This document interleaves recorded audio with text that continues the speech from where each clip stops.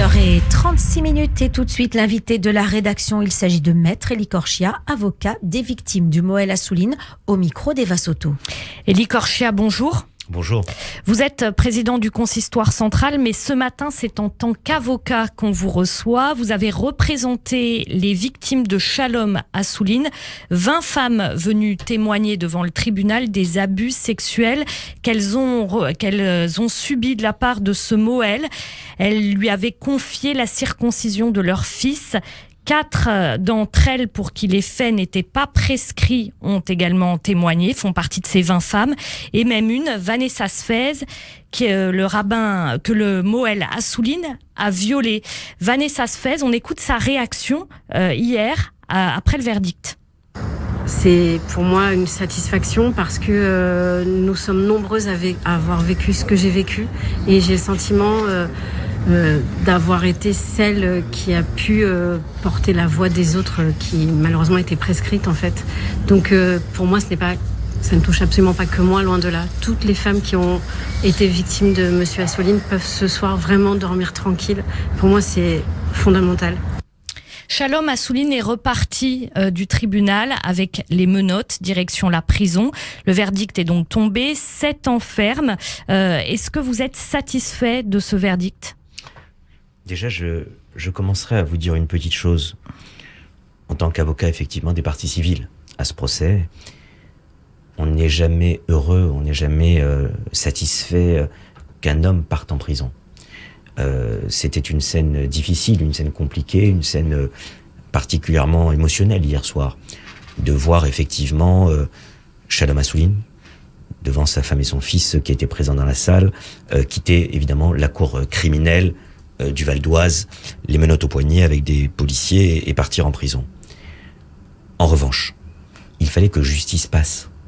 Et ce qui s'est passé hier soir, c'est une décision de justice importante dans notre pays sur des faits particulièrement graves qui avaient causé un trouble évident et gravissime. Il fallait que la justice soit prononcée. Soulagement plutôt donc. Et c'est plutôt, j'allais dire, un soulagement pour les parties civiles qu'une satisfaction lorsque Vanessa, que j'ai assisté depuis 6 ans, avec les 3 autres parties civiles, vous l'avez dit, hein, beaucoup de femmes ont été entendues, 40, ne l'oublions pas, devant les forces de police judiciaire au début du procès, quand les plaintes ont été déposées, 20 qui sont venus témoigner à la cour d'assises pendant toutes ces journées d'audience, mais 4 parties civiles, dont Vanessa, bien évidemment, et 3 autres femmes que j'ai donc assistées pendant ces 6 ans de procédure, puisque je leur avais promis que je les aiderais, que je les assisterais pro bono et que je serais à leur côté pendant toute cette procédure pénale. On n'avait pas pensé que ça durerait 6 ans, mais il y a eu le Covid entre-temps, il y a eu beaucoup de complications procédurales, mais on est arrivé finalement au bout d'un cheminement.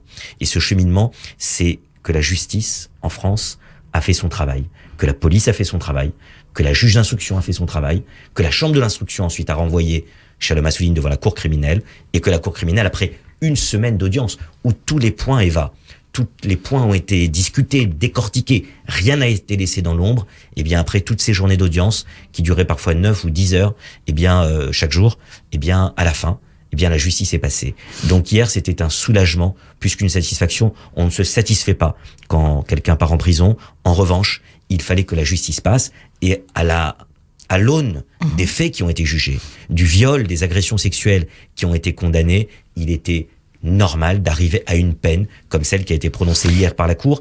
Et il faut rappeler que la Cour criminelle a rendu une feuille de motivation, que cette motivation écrite a été lue par le président Marc Trévidic, un des plus hauts magistrats français. Et donc cette motivation qui a été lue de la Cour explique comment et pourquoi cette peine a été prononcée.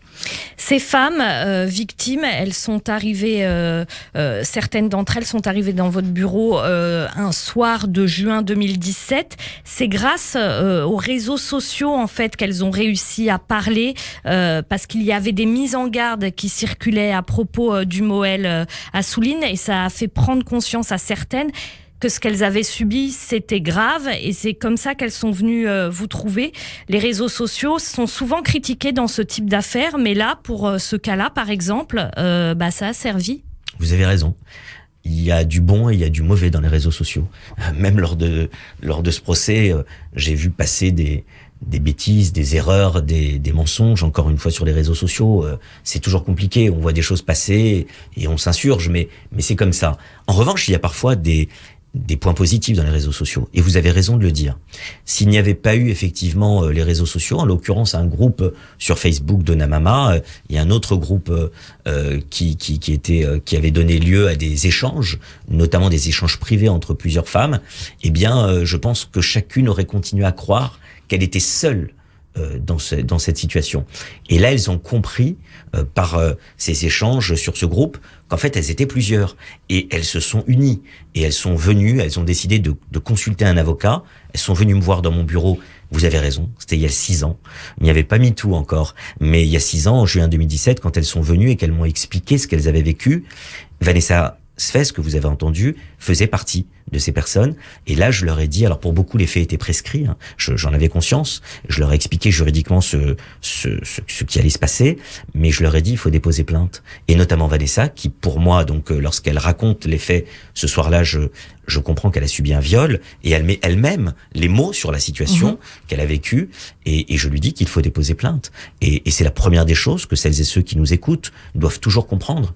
Il peut y avoir des rumeurs, il peut y avoir des informations qui circulent ou pas, mais la seule chose qui permet de déclencher un processus judiciaire, c'est le dépôt de plainte. Et je leur dis immédiatement ce soir-là, et nous sommes en juin 2017, mesdames, il faut déposer plainte. Et si vous le souhaitez, je serai à vos côtés dans ce combat judiciaire, je serai à vos côtés. On ne sait pas ce qui va se passer. On ne sait pas ce que donnera l'instruction à ce moment-là. On ne sait pas que 6 ans plus tard, on sera devant la cour criminelle et tout ce qui va se passer durant ces journées d'audience.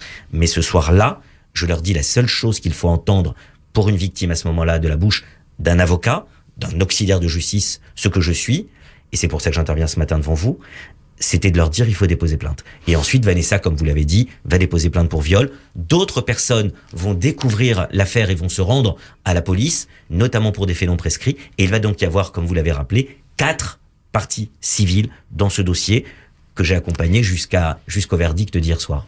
Ce dossier, c'est un peu le MeToo de la communauté ? Vous savez, on a découvert depuis ces dernières années que la parole des femmes s'était libérée sur des affaires très graves dans un petit peu tous les secteurs de la société. Vous l'avez vu, dans le domaine politique, dans le domaine télévisuel, dans le domaine cinématographique, dans le domaine des entreprises. Rappelez-vous, le gynécologue qui, il y a quelques années, a été un des plus célèbres gynécologues de la place de Paris, qui a été condamné à de la prison parce que ça avait beau être un des plus grands gynécologues, un des plus grands médecins de Paris. On a découvert que, en parallèle de son activité de gynécologue, il violait des femmes. Eh bien, nous aussi, on a eu un cas.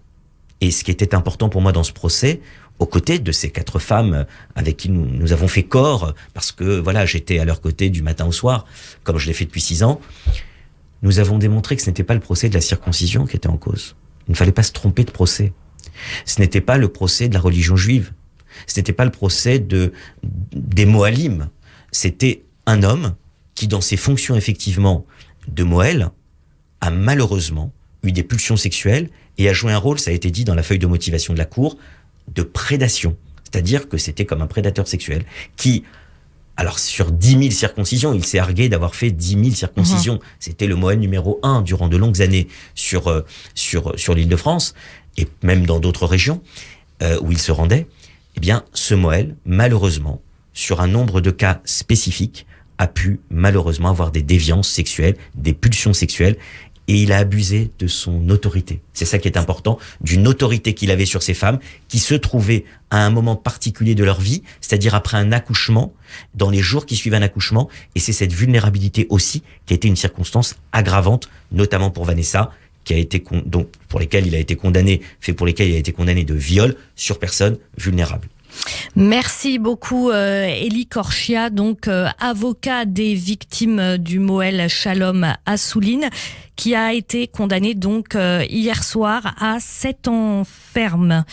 C'est ça ? Oui, et avec une peine accessoire, rappelons-le quand même ici, interdiction prononcée par la Cour criminelle du Val d'Oise, interdiction en peine complémentaire d'exercer l'activité de Moël à vie. Merci beaucoup Élie Corchia, merci.